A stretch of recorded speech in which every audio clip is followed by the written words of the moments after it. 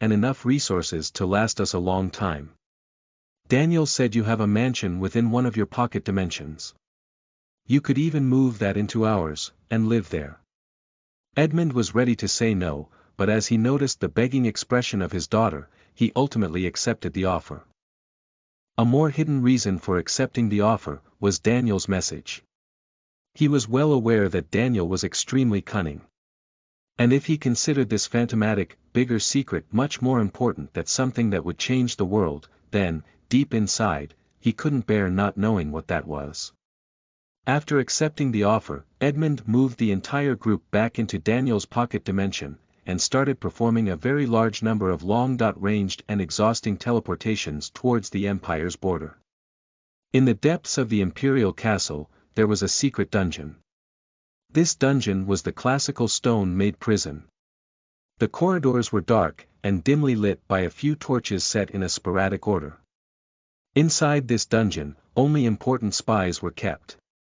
Instead of being left in a larger prison which was used to contain common criminals or killed, the people kept in this dungeon were pressed into revealing informations in various ways. Torture wasn't excluded. The entire number of this prison cells was not higher than 80, and in one of them, Daniel kneeled on the ground, with his arms chained to the wall. At the same time, on his feet were 2 balls and chains, and on his chest was a bar that was bent and wrapped around him. Each of these seemed to be made of simple casted iron, but that wasn't what made escape so difficult. Be it the chains on his wrists, the ones on his ankles, or the one on his chest. They were all made of iron enchanted with extremely powerful runes of mana absorption. These runes had the same effect as the ones Daniel had ingested, and that effect was to absorb spiritual essence and ki. The only difference was that these runes forced out every drop of mana before it could accumulate, and produce any relevant amount of power that its owner could use. In the room with Daniel, there was the black-cloaked man, 2 people in military attire that seemed to be prison warders, and the Emperor himself. I've told you already. Never heard of a deaf emperor before. He. Daniel's laugh was interrupted by a kick to the stomach from one of the 2 warders. The black-cloaked man approached Daniel, and said, "Amuse me. Explain it again. In detail. First of all, you take a shiny little beast core. And listen to this part because it's important," said Daniel with eyes opened in urgency. Then, after the black-cloaked man approached him, he said, "You put it into your natural pocket. Basic." A heavy slap landed on Daniel's face. Daniel didn't enjoy being tortured, but if there was something that he had learned from his past experiences, was that a secret information obtained easily wouldn't be considered valuable. What he needed was time alone to formulate a plan, and he wouldn't have it if he burned his chances of privacy by flaunting the true method left and right. He needed them to feel like they had earned that information, instead of being given to them for free. "Look, I don't enjoy spending time in the dungeon torturing silly brats like you. But everything that you are is too important to be left wandering the world. Any small kingdom, given your knowledge and 20 years of time, would be able to easily topple our empire. If there is going to be someone that will learn your methods in this area, it will be us," said the black-cloaked man with a matter-of-fact tone. "Oh. It's too late for that. Do you have any idea of how many people I've met in the past year? You should go around inspecting the Empire's population's cavities. Only then you'd understand that my secret isn't really a secret anymore." He. Once again, a heavy slap landed on Daniel's other cheek. "Keep talking like that, and I might start enjoying treating you roughly," said the black-cloaked man in an angry tone. After 20.8 long hours of rough treatment, Daniel finally pretended to give in, and explained the true method of practicing both paths at the same time. The explanation went beyond a normal cultivator's logic, as it required a talent that had never appeared before in the world. And yet, thanks to Daniel's tactique, they were willing to take his words as true. What they had learned was that the entire process required an immeasurable amount of talent,